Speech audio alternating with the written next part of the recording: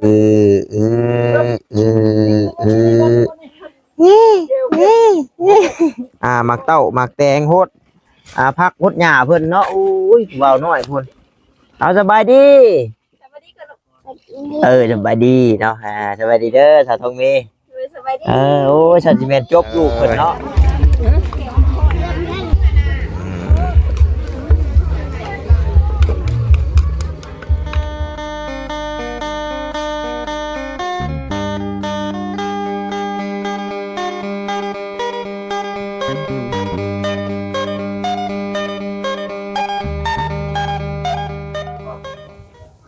ตายแล้วเอาจากเงาคนนี้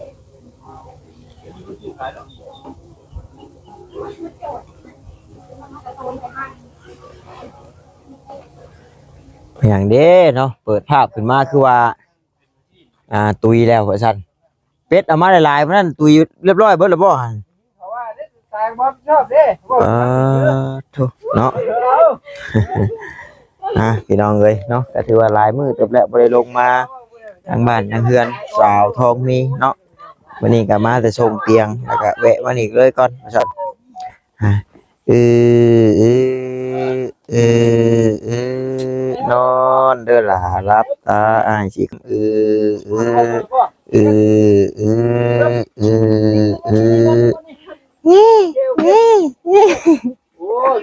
นอนคักนอนแน่ลิเนาะโอ้ยนะใครอยู่มันรวดได้ฮะนอนเด้อหล่ารับตาอ้ายสิคอมมาซั่นเอาพี่น้องเนาะเว้าลายยายห้างพี่น้องเอ้ยก่อนอื่นก็ขอกราบทักทายสบายดีกับพ่อแม่พี่น้อง FC กันเบิดสู่หูสู่คนเด้อพี่น้องเด้อเนาะเพราะว่า FC ทางฝั่งลาวฝั่งไทยหรือว่าทางต่างประเทศนำเด้อพี่น้องเด้อตอนนี้ก็มาพบมาเจอกับเบาต้าก็อยู่เฮือนเนาะสาวทองมีพี่น้องเนาะในช่วงบรรยากาศค่อยค่ำยามแรงโจกน้ำฮดหมักเต้าหมักแตงฮดพักฮดหญ้าเพิ่นเนาะอุ้ยเบาน้อยพุ่นเอาสบายดีสวัสดีกันสบายดีเนาะสบายดีเด้อสาวทองมีสวัสดีโอ้ยฉันสิแม่นจบลูกเพิ่นเนาะมาเม็ดใช่ไหมเอาให้แม่ใส่ให้แล้วก็มาฮดเบิ่งสิฮดเดี๋ยวน้องบัดยามเปลี่ยนกันฮดนี่บักอ้ายก็เอาโอก็ได้นี่ไว้ปึ๊บก็เป็นพอละเอาเนาะโอ้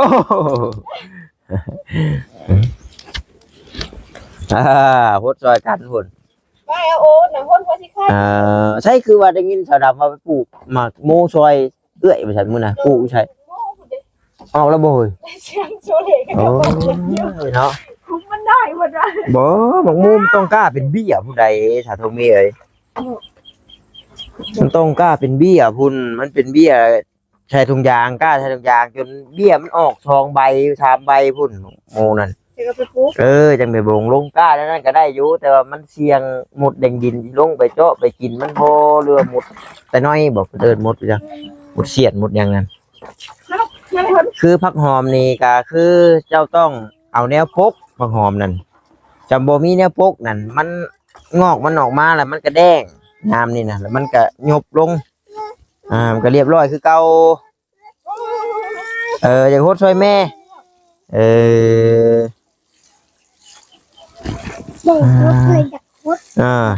อย่างโคตรระบาดนี่ผู้ใดให้โจรยิมาลักขึ้นเฮือนพอดีเอ้าเสียงดังกว่าจังบ่ลักขึ้นเดือนลักขึ้นเดือนถึงจะได้บ่ลักขึ้นเฮือนติลักขึ้นเดือนนะ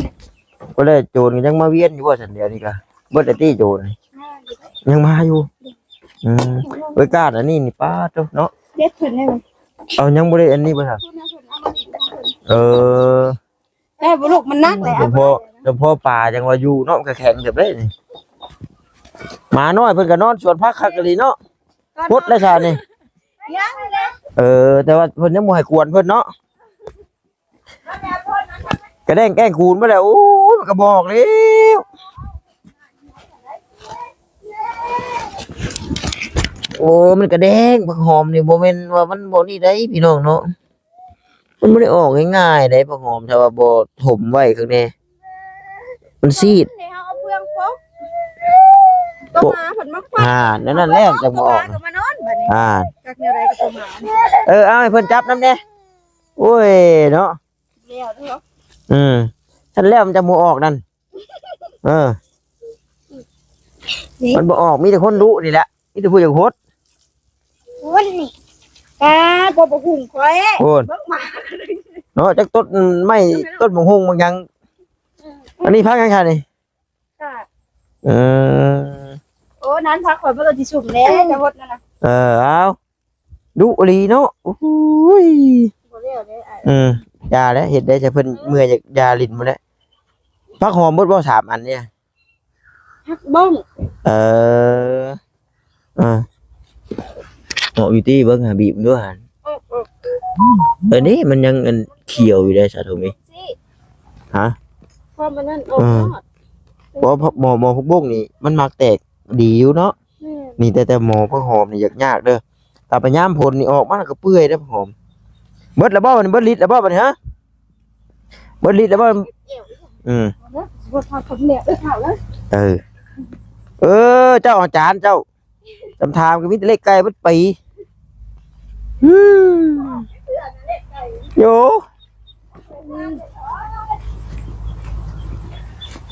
เนาะพี่น้องเอื้อนซ่านล้านแปดเพิ่นก็อยู่นี่แล้วก็แปดเติดบัดนี้เนาะไอ้กลัวภูเขาโคโลรถละบาดนี่เบิ่งเบี้ยบักโมเพิ่นก่อนพี่น้องเอ้ยเจ้าลงขุมได้จักมื้อแล้วนี่ยังอย่าดับ3มื้อ4มื้อพุ่นแหละมันก็ได้จะบ่มีหมดแมงมาเจาะมันก็3-4มื้อพุ่นแหละมันจังแตกจังเบ่งดอกมะม่วงเพิ่นก็อุ้ยเนาะคักกะลิพี่น้องเอ้ยแต่ว่าต้นนี้ยังเหลือหมากเดียวเคราะห์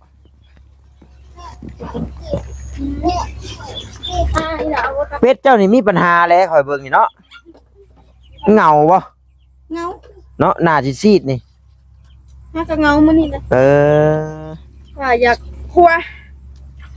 อยู่หน้าซีดแต่อยู่หน่วยลามได้ลามหมู่ได้บ่แม่นว่าข่อยเว้าดอก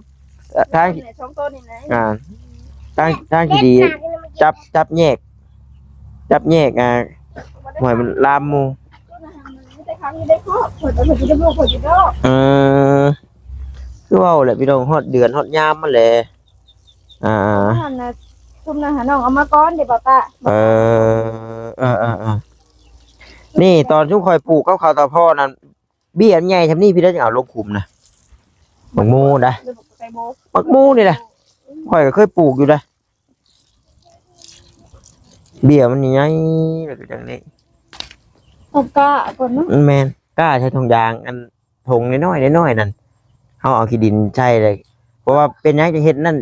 หมดแมงมันจะบ่เจาะ แม่ บางคนกับใส่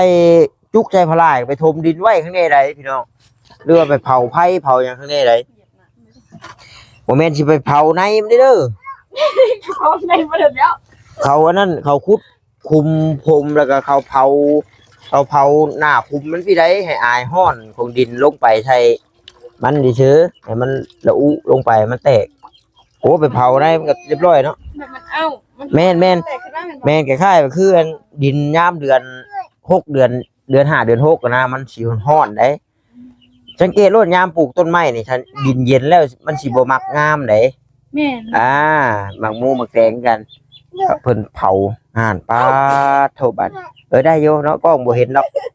เจ้าเจียนนะ อาบน้ำแล้วบัดนี้โอ้ยเปิดก๊อกน้ำน้อยแล้วบัดนี้เพิ่นสิเอาก๊อกน้ำน้อยเพิ่นมาแล้วปาต้องแต่พอจังเต็มไว้ดอกนี่มี2ก๊อกบ่แค่น้ำเนาะบ่ยันน้ำมาพอดีแล้วค่ำเลยอาบน้ำอาบในให้ลูกให้เต้าซะหา1ข้าว1น้ำเลยเฮ้ยนี่ก็สิได้กลับป้าก่อนเป็ดน้อยเพิ่นก็มาลินน้ำเพราะเป็ดน้อย โอ้ยย่างเห็นใครนี่ ยังอยู่ดอกแต่ว่านี่ครับแต่ว่าเขาตู้จักสิว่าจังไดบาดนี่สุขภาพร่างกายแข็งแรง อาบน้ำมุนต์เจ้าของโอ้เปิดกล้องลงหันก็อาบมาเลย มันจะหมดเพื่อนครับ เออคักกันดินี่พี่น้องเอาให้เห็นแตหน้าเพื่อนนี่แหละพี่น้องเอ้ยอ่า น้อยอาบน้ เปิดก๊อกน้ำเพื่อนนี่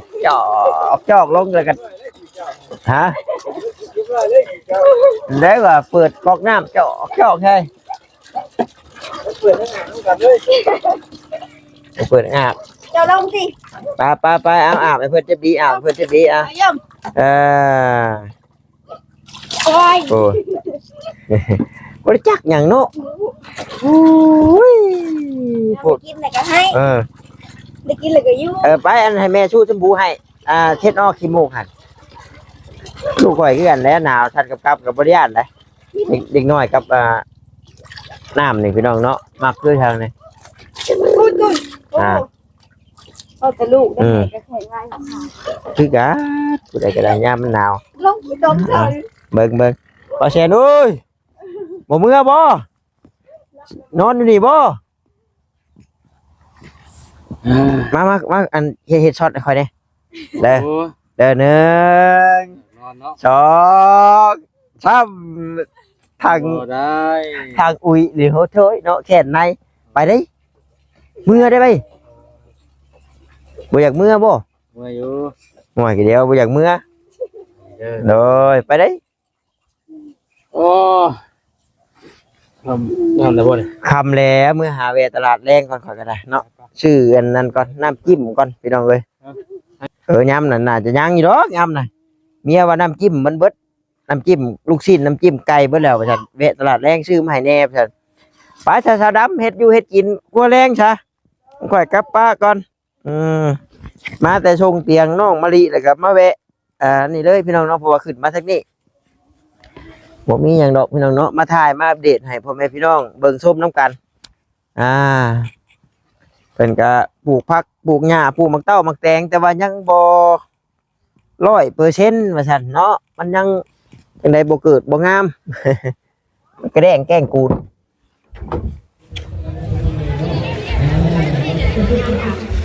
มาหยังบัดนี่โอ้เอาสวัสดีเด้อ มาจองเลย โอ้เธอเมาเลยเนาะพักกะลี กลับบ้านเก่าอีก เอาเลือกไปพี่น้องเลยเนาะเดี๋ยวไปจอบเบิ้งไม่ต้องเป็นนี่มันมานอยู่บ่เฮ้ยมานอยู่บ่วะเรื่อยเนาะหลังจากมาแต่เฮือนเราต้องมีมาแวก่อนพี่น้องเนาะมานอยู่บ่ได้ขายอยู่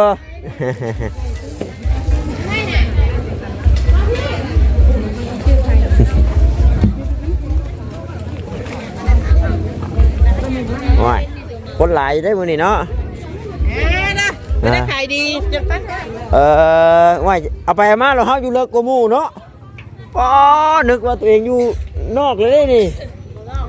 จุดท่าอยู่เลิกเฉยเลยเว้ยเลยสวัสดีเนาะ จนสิเบิดฟ้า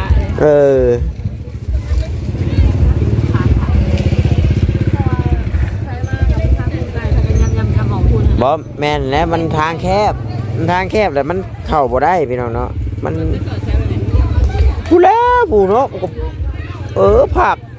เพื่อนบ่จิกมื้อแล้วเพื่อนบ่จริงมื้อละ หมู่บอกว่าบ่ได้เมื่อเฮามื้อนี้ว่าพากันอยู่เส้นเดียวได้ทางนั้นเพิ่นมันบ่ได้อยู่เลยขาดต่อ โดยว่าอยู่เนาะพี่น้อง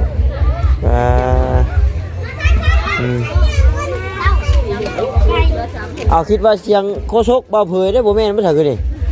หรือว่าเว้าแล้วล่ะมาแล้วบ่คิดว่าเสียงบ่เผยได้พี่น้องเนาะ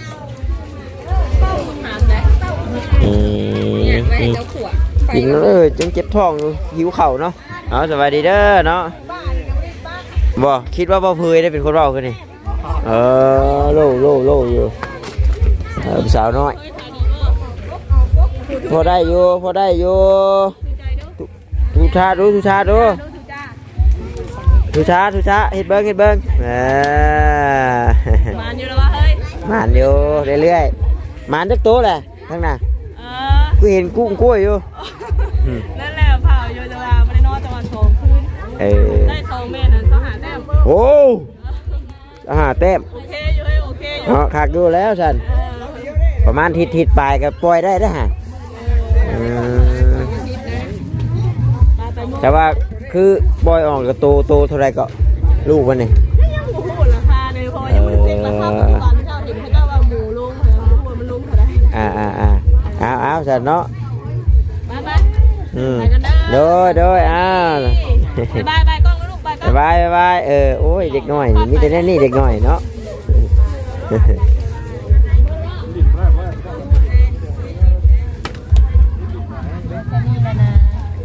ไปเมาอยู่ไหนพี่เอ้ยเนาะเดี๋ยวจะไปป้องลูกค้ามาก่อน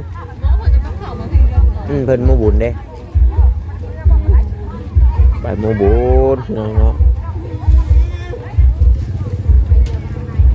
ยิ้วเขาค่อยนะแล้วบ่ได้กินข้าวเที่ยงเนาะอ๋อพากันกินข้าวปุ้นเลยบ่ได้กินข้าวเที่ยงแล้วหิวบ่ายค่อยไปหาบ่จิตก่อนเด้อไปหาปุ้นก่อนว่าอยากแน่กินเลยไปหาปุ้นแน่กินก็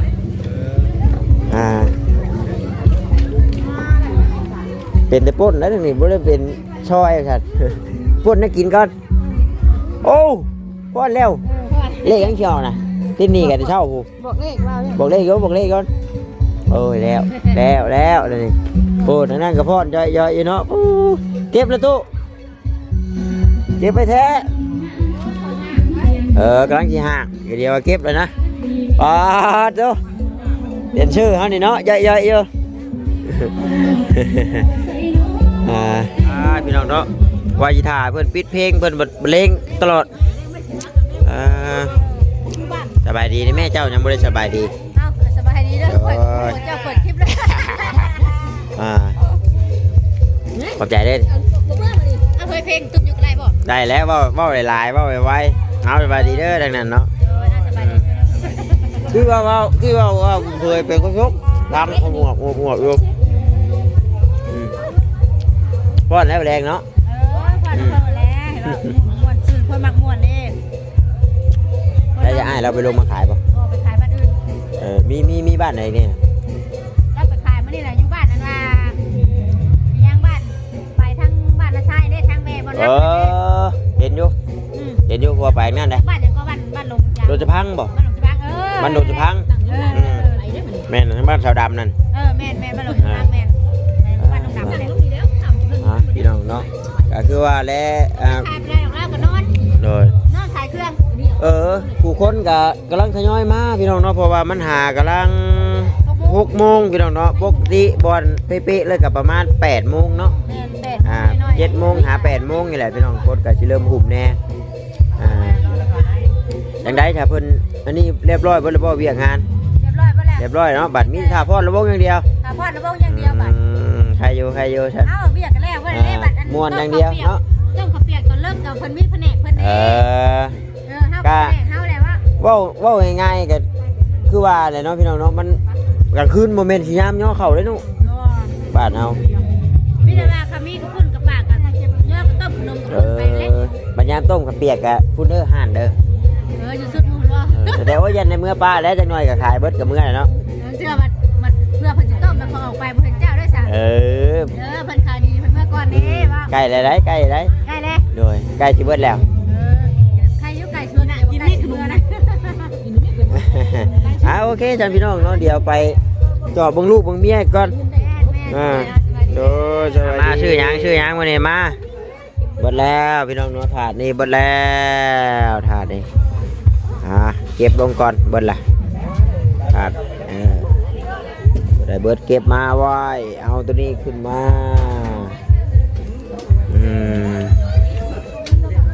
มายังเหลือเท่านี้พี่น้องเนาะยังเหลือเท่านี้มาตัวมันสูง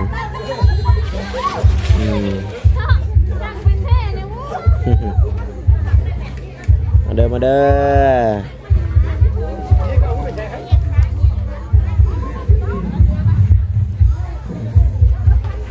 เขาถ่าสาวเมย์เพิ่นก่อนเนาะเปลี่ยนกันเข้าห้องน้ำของในพี่น้องเลยก็ได้ขายอยู่เรื่อยๆพี่น้องเนาะ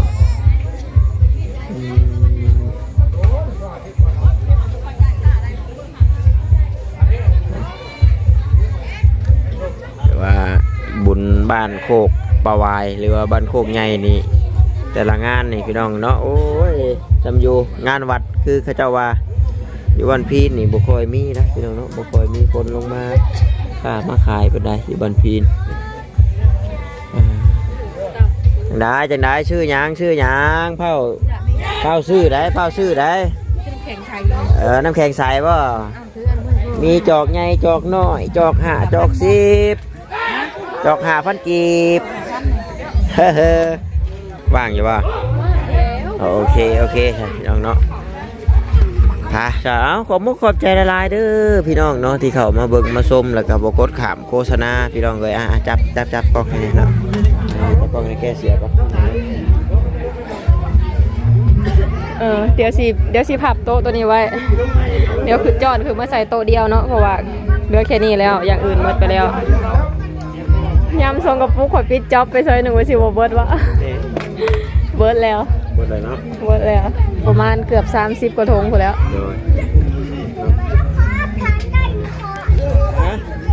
ขาไก่โอ้ขาไก่เพิ่นนะปลาเนาะ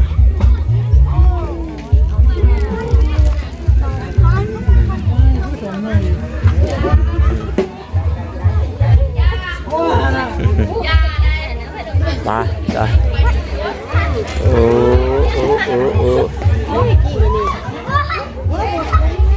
รอเบิ่งก่อนพี่น้องน้อยหนึง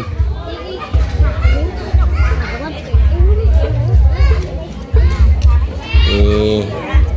หมกปลาหมึกโซสกิลในการตำเลย